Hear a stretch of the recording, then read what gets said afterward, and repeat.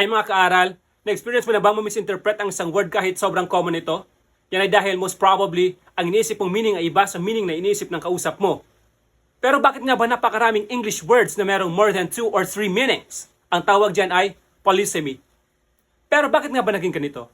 Yan ay dahil kung bibigyan natin ng pangalan or word ang lahat ng new experience and innovation sa mundo, the vocabulary would soon exceed the capacity of our memory and would render communication impossible.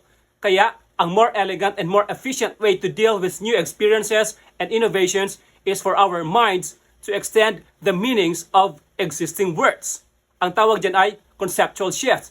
Ito yung dahilan kung bakit ang pangalan ng parte ng bahay na window ay naging part na rin ngayon ng computer.